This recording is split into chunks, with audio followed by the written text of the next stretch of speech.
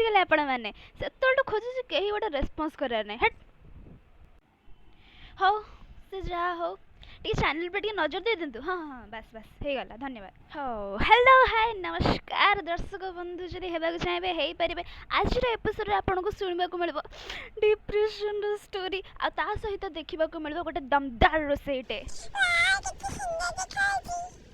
ହେଇଲୋ ଏଇଟା କ'ଣ ଲେଖା ହେଲା ଲୋ? ଆରେ ଏଇଟା କିଛି ନୁହଁ ମ ଏଇଟା ମଞ୍ଜା ବରାଟା ମ। ଆରେ ଯାହାର ଖୋଳକୁ ତମେ ଡଙ୍ଗା ଭସଉଛ ହଁ ସେଇଟା କୁଚ କୁଚ କରି କଟା ହେଇଛି। ଏମିତି ହଉଛ ବୁଝିଲ। ଏଇଟା ହେଉଛି ଚାଉଳ ଅଦା ଆଉ ଲଙ୍କା ନେଇକି ଆମେ ଏନେ ଗ୍ରାଇଣ୍ଡରରେ ଗ୍ରାଇଣ୍ଡ କରିବା। କ'ଣ ଭାବୁଛ ଏତେ ଆ ପକାଉନା ଆ ପକାଅ।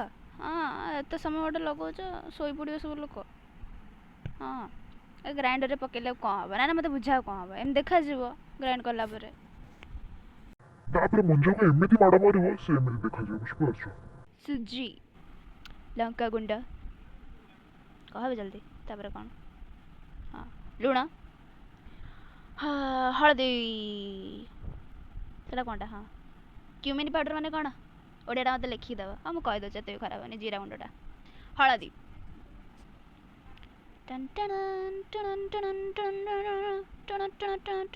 କ୍ୟୁମିନ୍ ପାଉଡ଼ର ମାନେ କ'ଣ କହିଥିଲି ତାର ଓଡ଼ିଆଟା? ହଁ ଠିକ୍ ବୁଝିଛ। ତାପରେ କ'ଣ ପକାଇବ? ଲୁଣ ଯଦି ବେଶୀ ପକାଇବ ହାଡ଼ ଖାଇବ ମୋତେ କିଛି ଆଉ କହିବନି। ତାପରେ ଲଙ୍କା ଗୁଣ୍ଡ ଗଲା ଥରକ ବି କହିଥିଲି ଏଥର ବି କହୁଛି ବେଶୀ ପକାଇଦେବନି ସକାଳୁ ମନେ ପଡ଼ିବ। ତାପରେ ସୁଜିଟା କାହିଁ ପକ୍କା ହୁଏ କହିଲ? ନା ନା କ'ଣ ପକ୍କା ହୁଏ କୁହ? ଆଉ ଯେ ନିଅର ସେ ସୁଜି ଜାଣିନଥିବ ଆଉ କ'ଣ। ଆରେ କ୍ରିସ୍ପି କ୍ରିସ୍ପି ତୁମେ ଯେଉଁ ହୁଅନି ସେଇଟା ପାଇଁକି ଦରକାର। ଏଇଟା ହେଉଛି ଯେଉଁ କୁଚୁ କୁଚୁ କରି କ୍ରସ୍ କରିଦେଇଛୁ ଯେଉଁ ଆମର ମଞ୍ଜା ପଡ଼ିଲା ଏନେ କ'ଣ ହେବ? ଏତକ ସବୁ ପଡ଼ିଲା ପରେ କ'ଣ ହେବ?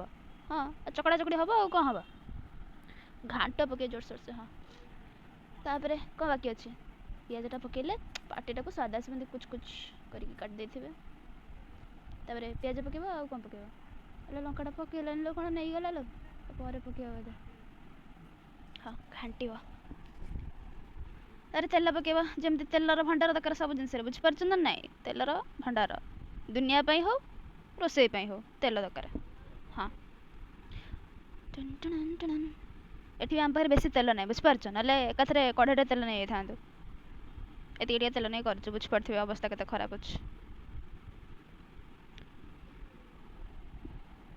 ଏଠି ଚାମଚରେ ଏମିତି ଥପୁଡ଼େଇ ଦେବ ତାକୁ ଟିକେ ଯେମିତି ମୋଟା ନ ହେବ ବୁଝିପାରୁଛନ୍ତି ନା ବୁଝିପାରୁନାହାନ୍ତି?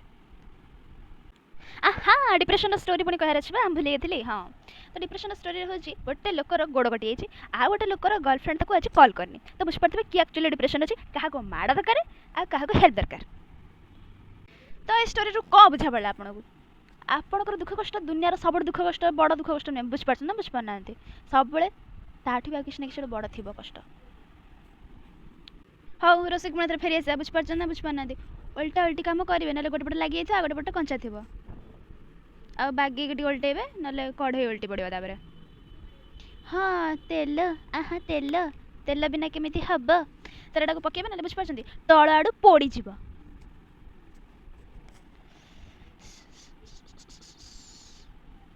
ଡିପ୍ରେସନର ଷ୍ଟୋରିଟା କେମିତି ଲାଗିଲା କମେଣ୍ଟ ସେକ୍ସନରେ ମେନସନ୍ କରିବାକୁ ଭୁଲିବେନି ବୁଝିପାରୁଛନ୍ତି?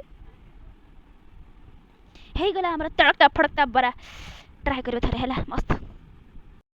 କାନରୁ ଯଦି ରକ୍ତ ବାହାର କରିବାକୁ ଚାହୁଁନାହାନ୍ତି ଫୋନ୍ଟାକୁ ଦୂରେଇ ନେଇଯାଆନ୍ତୁ।